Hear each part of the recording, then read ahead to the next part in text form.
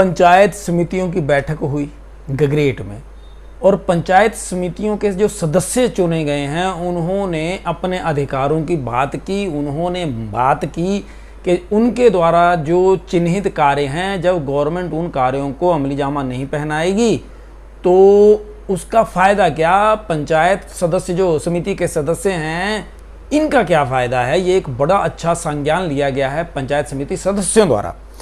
लेकिन इसके साथ साथ ही मैं उन सब से प्रार्थना करना चाहता हूं हाथ जोड़ करके, जो पंचायत समिति के सदस्य हैं, आपका कार्य क्षेत्र बहुत बड़ा है।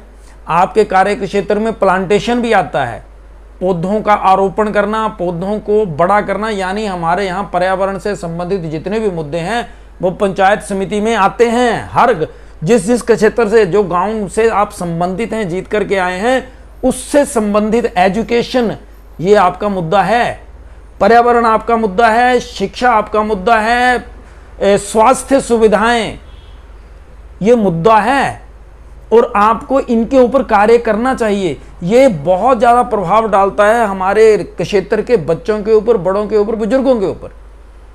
शिक्षा, आपके क्षेत्र में कितने स्कूल हैं और उन स्कूलों में कितने अध्यापक चाहिए, आपको लिस्ट तैयार कर लेनी चाहिए और गवर्नमेंट से मांग करनी चाहिए कि जो शिक्षा की क्वालिटी है उसको सुधारने के लिए गवर्नमेंट कमर कसे।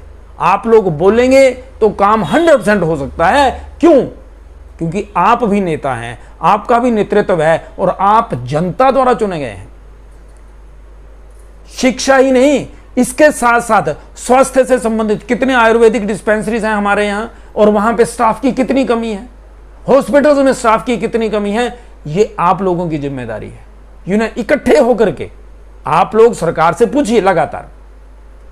पर्यावरण से संबंधित हमारी सोमभद्रा नदी और इसके आसपास देखिए कितना बुरा हाल है। आज जब शाम के समय 3-4 बजे जब हवा चल रही थी तो देखिए कितनी धूल उड़ी, कहां से आई ये धूल, क्यों उड़ रही थी ये धूल। क्रैशरों के ऊपर चेक, क्रैशरों द्वारा जो स्वां का बुरा हाल किया जा रहा है।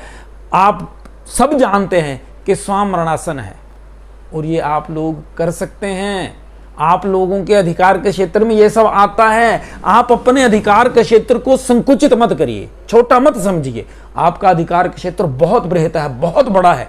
आप लोग बस अपनी ताकत पहचान लीजिए और लगातार समर्पित हो जाइए। तो आपको मैं बता दूं, आप लोग घर घर जाने जाएंगे, पहचाने जाएंगे जब आप जनता के लिए, जनता के काम करेंगे। अदरवाइज बहुत कम लोग हैं जो जान पाते हैं, जो मिल पाते हैं पंचायत समिति सदस्यों से चुनने के बाद। मेरी प्रार्थना है आप लोगों से, आप लगातार लोगों से, सिर्फ कुछ एक लोगों से नहीं, साधारण लोगों सबसे जो उनकी दिक्कतें हैं, और ये मुख्य 3 मैंने बता दी।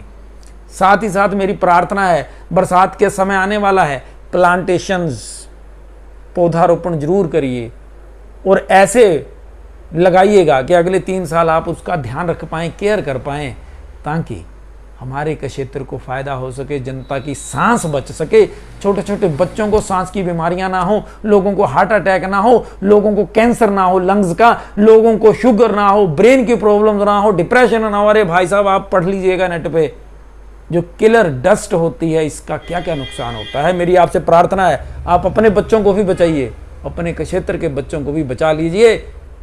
पेड़ लगाइएगा, सांस बचाइएगा, स्वां भी बचेगा, तभी हमारा कल्याण होगा। वरना पानी नहीं मिलेगा पीने के लिए,